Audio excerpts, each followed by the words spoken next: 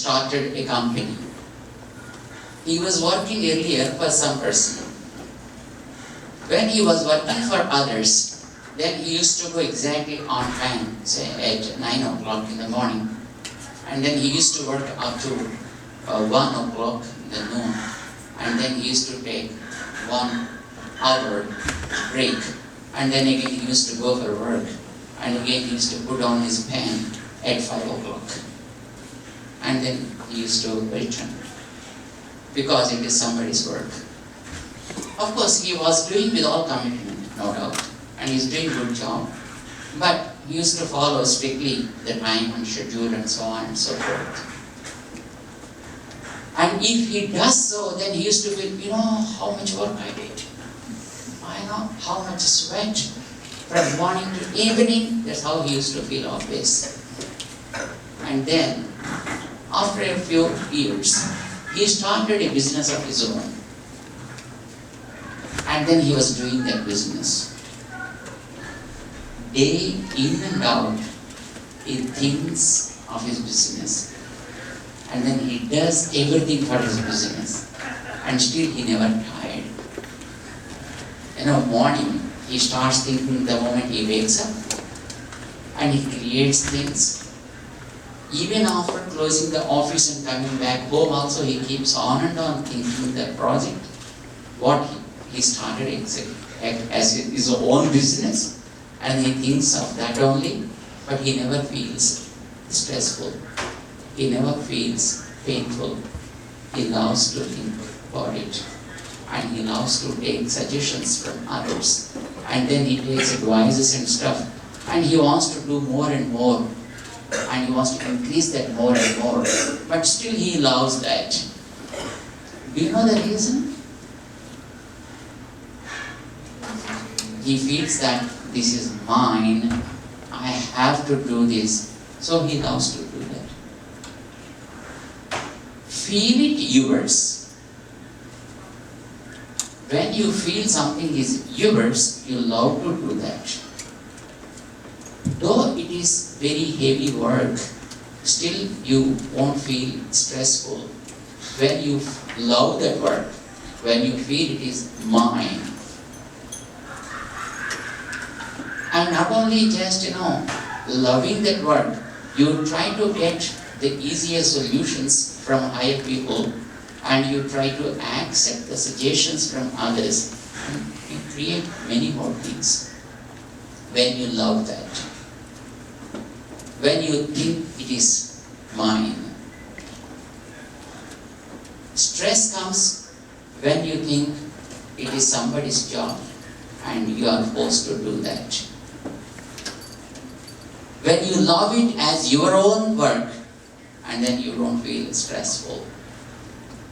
And then you try to understand the ways as how it has to be fixed in that. Whatever the easier way, you try to find out and you try to fix up any kind of problem, no doubt whether it is a small one or it is a bigger one. So there are two things now. One, try to understand how to fix up a problem. There may be easier ways to fix it up. Get suggestions from others. Second thing is, you are a part of the whole. You are not a single individual while you are executing some work. You are a part of the whole. When you miss that you are a part of the whole, then you start adding stress on you.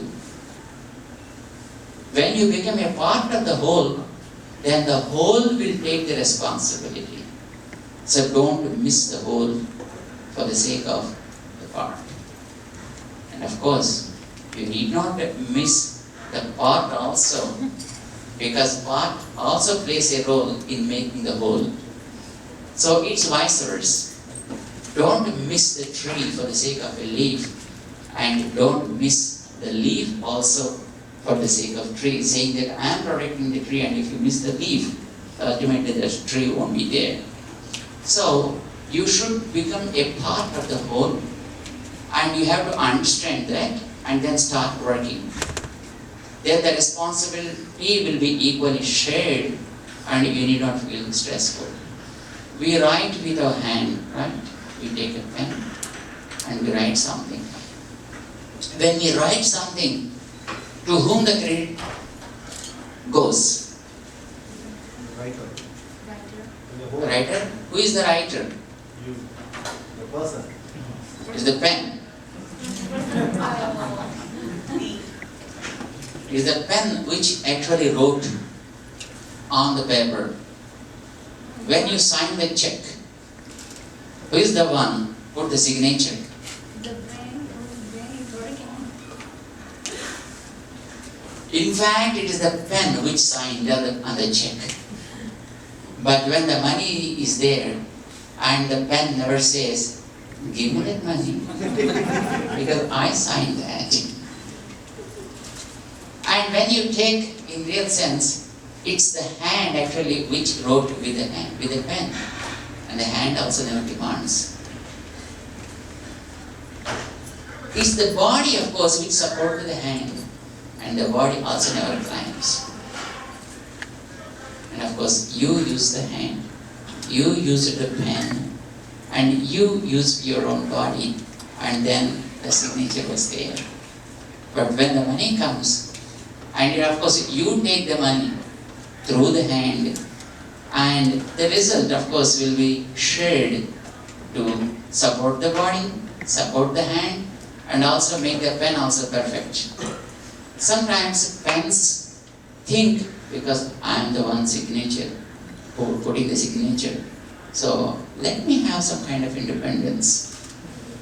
And suppose sometimes the pen shows its own independence and start, just vomiting more ink.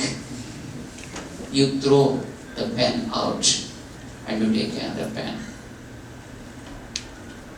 Though it is a pen which exactly and directly writes on the check, but it never claims the result.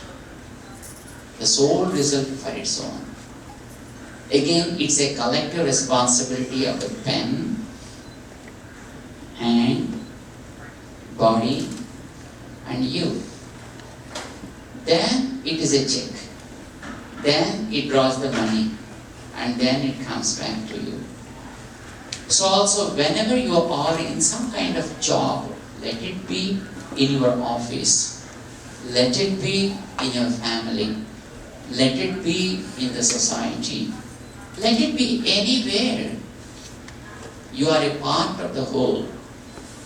And you may be doing directly, but it's a collective affair again, because there are some other beings behind you responsible for that activity to take place.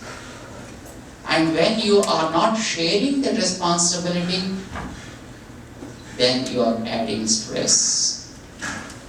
And when you want to steal the whole show, then you are adding responsibility, because you alone never get the entire result. It will be shared again. Though you like it or not, but it will be shared equally. So you need to understand yourself basically as a part of the whole, and then there are other factors working along with you in bringing out some result. Be able to share things with them. If you share properly, you can enhance well. If you share properly, you will enhance it. And if it is a positive thing, but if it is a negative also, if you share properly, you will reduce yours. There is a saying in English, joy shared is joy doubled. Sorrow shared is the sorrow halved. When you share your joy with others, your joy will be enhanced, because everybody feel happy and they share something with you. And when other persons are in need, and when you share their sorrows, and when you take their sorrows,